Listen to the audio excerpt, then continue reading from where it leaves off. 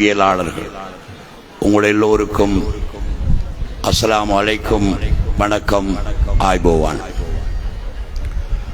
உண்மையிலேயே இந்த நாட்டில் நாம் எல்லோரும் பிறக்க கிடைத்தது ஒரு பாக்கியம் என்றே சொல்ல வேண்டும். இஸ்லாமிய ரீதியாக, கிறிஸ்தவ ரீதியாக, மத ரீதிகளாக பார்த்தாலும் சொர்க்கத்தோடு மிகவும் தொடர்புடைய நாடாக இலங்கை இருக்கிறது. இந்த நாட்டின் பெருமைகளை எல்லா மதத்தவர்களும் கொண்டாடுகின்ற இந்த வேளை நாம் இந்த நாட்டில் பிறந்தது ஒரு பாக்கியம் என்று கருதுகிறேன். அதிலும் குறிப்பாக இந்த நாட்டில் ஆக கூடுதலான வளங்களை ஆண்டவன் வைத்து படைத்ததனால் உலகத்திலே இருக்கின்ற அத்தனை வல்லரசுகள், சண்டியர்கள், வளம் தேடுகின்றவர்கள் எல்லோரும் இந்த நாட்டை பல நூற்றுக்கணக்கான ஆண்டுகள் அவர்கள் ஆண்டிருந்தார்கள், வளங்களை சுரண்டினார்கள். 1948ஆம் ஆண்டு நமக்கு சுதந்திரம் கிடைத்தது. இந்தியாவிற்கு சுதந்திரம் கிடைத்ததனால் நமக்கும் சுலபமாக கிடைத்தது என்று எங்களால் சொல்ல முடியும். அந்த சுதந்திர தினத்தை, 78வது சுதந்திர தினத்தை நாங்கள் இன்று கொண்டாடுகிறோம். நான் இன்று மிகவும் மகிழ்ச்சி அடைந்தேன். நமது உலமாக்கள், கண்ணியத்துக்குரிய பெரியோர்கள் எல்லோரும் நாட்டை நேசிப்பது இஸ்லாத்திலே முக்கியமானது என்பதை இங்கே பகிரங்கமாக வெளிக்காட்டியிருக்கிறார்கள். சொந்த தாய்நாடு, இந்த தாய்நாடு நமது மக்களால் ஆளப்பட வேண்டும் என்று எத்தனையோ பேர் அதற்காக தியாகம் செய்திருப்பார்கள். அவர்களை நாங்கள் இன்று ஞாபகப்படுத்துகிறோம், அவர்களுக்காக பிரார்த்திக்கின்றோம்.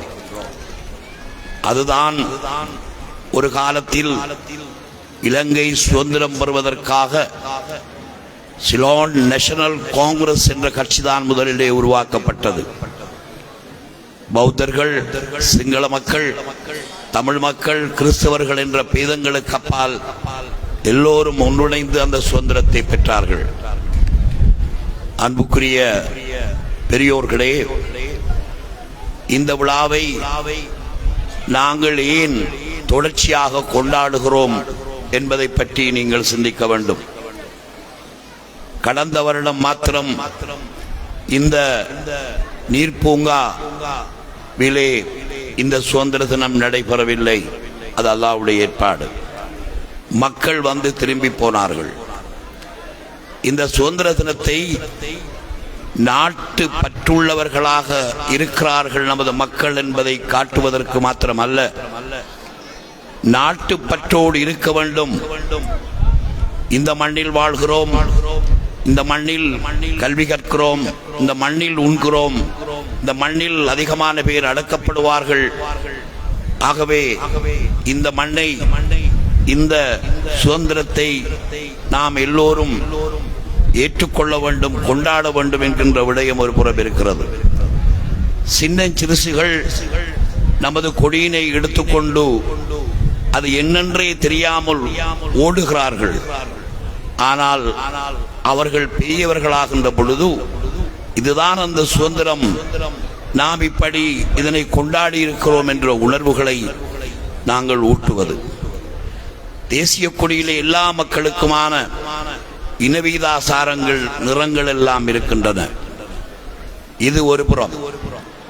மாத்திரமல்ல, அக்கறை பற்றி பொறுத்தவரையில் எந்த ஒரு நிகழ்வாக இருந்தாலும் அது மிகவும் அழகாக, நேர்த்தியாக, காலத்தால் பார்க்கக்கூடியதாக இருக்க வேண்டும் என்று ஒவ்வொரு நிகழ்ச்சிகளையும் ஒழுங்கு பண்ணுவது மிக முக்கியமானது. நமக்கு பின்னே வருகின்றவர்கள், இந்த பிராந்தியத்திலே அரசியல் தலைவர்கள் இருந்திருக்கிறார்கள், ஆத்மீகவாதிகள் இருந்திருக்கிறார்கள், கலைஞர்கள் இருந்திருக்கிறார்கள், விழாக்களை நேர்த்தியாக கொண்டாடி இருக்கிறார்கள் என்கின்ற செய்தியை நாங்கள் சொல்ல வேண்டும். மாத்திரமல்ல, அதற்கான ஆயத்தங்களை நமது வருங்கால பிள்ளைகள் முறையாக செய்ய வேண்டும். இந்த நீர் பூங்கா கொஞ்சம் கொஞ்சமாக செதுக்கப்பட்டு இன்னமும் மேலும் அதிகமான பணிகள் இருக்கின்ற நிலையில் இந்த ஒவ்வொரு ஆண்டும் சுதந்திர தின விழா மாத்திரமல்ல, ரசூலே கரீம் ஸல்லல்லாஹு அலைஹி வஸல்லம் அவர்களுடைய மீலாதுன் நபியை நாங்கள் மிகவும் அழகாக இங்கே கொண்டாடினோம். அது எங்களுடைய பாரம்பரியம். கொண்டாட்டங்கள் எங்களுடைய பாரம்பரியம். சில வேளைகளில் மீலாதுன் நபிக்கே போக வேண்டாம் என்று தடுக்கின்றவர்களும் இருக்கிறார்கள். எதை புரிந்து கொண்டார்களோ தெரியாது. அதே போன்று இவ்வாறான ஒவ்வொரு மனிதனும் ஒவ்வொரு குழந்தையும் தாய்நாட்டின் சுதந்திரத்தை கொண்டாட வேண்டும் என்ற உணர்வுகளுக்கு அப்பால் சுதந்திர தினம் நடைபெறக்கூடாது என்றும் மாணவர்கள் பங்கு பெற்றக்கூடாது என்றும் கூட நினைக்கின்ற வக்கிரம் கொண்டவர்கள் இருக்கிறார்கள். அவற்றை எங்களுக்கு பிரச்சனை இல்லை, அவற்றை பற்றி நாங்கள் அலட்டிக் கொள்ளப் போவதில்லை. இது ஒவ்வொரு மனிதனுக்கும் உரிய உரிமை என்ற அடிப்படையில் இன்று ஒரு சுதந்திர தினத்தை காண்பதற்கு கொழும்பிலே ஜனாதிபதி, அதே போன்று பிரைம் மினிஸ்டர்கள் என்று பல கொண்டாட்டங்களை கொண்டாடுவார்கள். அக்கறை பற்றிலே நமது மக்கள் பார்த்து இதுதான் சுதந்திர தினம், இப்படித்தான் கொண்டாடுகிறார்கள் என்று பார்ப்பதற்குரிய ஒரு சந்தர்ப்பமாகவும் இங்கே இருந்து வருகிறது. இந்த சூழ்நிலையில் சுதந்திரம் என்பது ஒவ்வொரு மனிதனும் தான் வாழ்வதற்கான உரிமையை பெறுதல், தான் பின்பற்றுகின்ற மதத்தை சுதந்திரமாக பின்பற்றுதல், தான் குடியிருப்பதற்கு முறையான வீடுகளை கட்டிக்கொள்ளல் அதற்கான சுதந்திரம், தான் நினைக்கின்ற தொழிலை செய்வதற்கான சுதந்திரம், தங்களுக்கான பாதுகாப்பு, இதுதான் சுதந்திரம். 78 ஆண்டுகளாகியும் இன்னும் சிறுபான்மை மக்களுக்கு இவ்வாறான சுதந்திரம் கிடைக்கிறதா என்று பார்த்தால் இல்லை, இன்னமும் இல்லை. ஆகவே சுதந்திரத்தினுடைய அந்த உணர்வு இந்த நாட்டில் எல்லா மக்களுக்கும் கிடைக்க வேண்டும். நமது நாட்டிலே இருந்து பல வளங்களை வெளிநாட்டவர்கள் கொண்டு போனது மாத்திரமல்லாமல் இன்னும் எத்தனையோ வளங்கள் இருக்கின்ற இந்த நாட்டில் இன்னமும் நாம் மற்றவர்களிடம் கையேந்தி நிற்கின்ற ஒரு பொருளாதார கொள்கையிலே இருந்து கொண்டிருக்கிறோம். இன்று நாம் எல்லோரும் சிந்திக்க வேண்டிய முக்கியமான விடயம் ஒன்று இருக்கிறது. உலகத்தின் 3வது போர் எப்பொழுது நடைபெறப் போகிறது, நடந்துவிடும், எப்பொழுது ஆரம்பிக்கப் போகின்றது என்று உலகம் முழுவதும் இன்று காய்களை நகர்த்திக் கொண்டு ஒவ்வொரு நாடும் தங்களுடைய கைகளிலே ஏவுகணைகளினுடைய சூழ்ச்சிகளை, பட்டன்களை கையிலே வைத்துக் கொண்டு இருக்கின்ற நேரம், ஏதாவது நடந்துவிட்டால், உலகத்தில் சண்டை மூண்டு விட்டால், கடலிலே இந்த யுத்த அபாயம் வந்துவிட்டால் நமக்கெல்லாம் பொருள்களை மற்ற நாடுகளில் இருந்து இறக்குமதியாக்க வேண்டும் என்று நினைக்கின்ற நம்மை போன்ற நாடுகள் பாதிப்படையும். சில காலங்கள் எண்ணெய் இல்லாததற்காக நாம் எல்லோரும் கியூவிலே நிற்க வேண்டி வந்தது. சமையல் கேஸுக்காக கியூவிலே நிற்க வேண்டி வந்தது.